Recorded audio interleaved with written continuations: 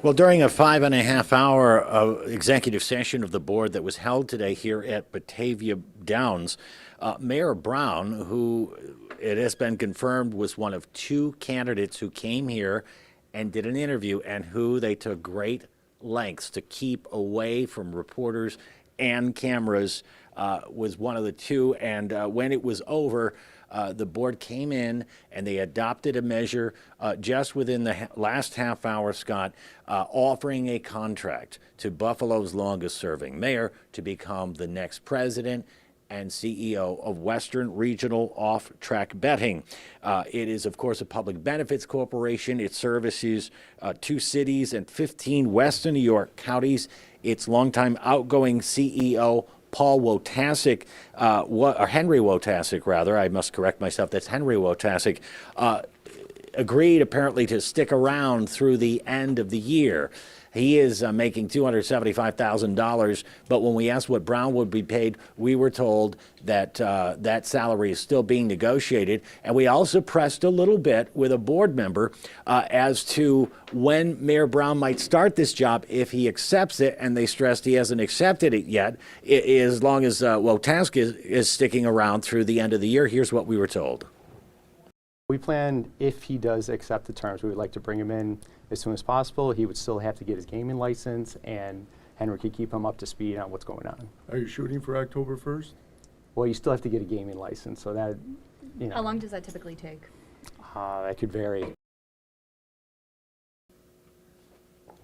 So as far as when he might start this job, should he accept this job, that is still a bit up in the air. Tough questions, though, tonight at 6 coming up about what they thought qualified Byron Brown to be the new president and CEO of Western Regional Off-Track Betting. But a lot is going to happen in the future as a result of today's development. And my colleague Charlie Specht is looking in on what's next if Mayor Brown does accept this job and leave office. Charlie. Dave, certainly an interesting situation, and it has a bearing on who will be in the second floor office behind me here. This may sound new, but behind the scenes, I've heard for a number of months that some version of this has been in the works. We've already passed a key date, August 15th, in this process. If Mayor Brown would have, for any reason, resigned before that date, a special election for mayor would have been called for this November. Now that we've passed August 15th, if the mayor resigns before the end of his 5th term, he has 1 year remaining. The city charter states that the council president, Chris Scanlon, would become acting mayor. That would seem to give Scanlon an advantage to keep the job when it's up for grabs for a full term in November 2025. He would have all the advantages of incumbency, as well as a highly motivated voting bloc of cops, firefighters, and other city employees in his home turf of South Buffalo. But there's another school of thought that says Scanlon may not want that type of incumbency, with the city's fiscal cliff approaching and cuts in city services or layoffs a possibility after Brown steps away.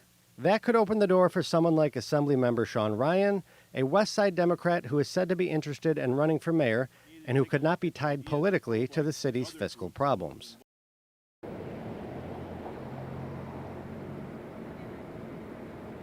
While Scanlon and Ryan are candidates who are often mentioned as mayoral hopefuls, that would create a situation in which 2 white men would be running to succeed the first black mayor of Buffalo. That may not be palatable to an ever-changing Democratic Party. Coming up at 6, I'm also hearing about 2 black candidates who may be looking to throw their name into the mix and make some history of their own. Live on your side at City Hall, Charlie Specht, Channel 2 News.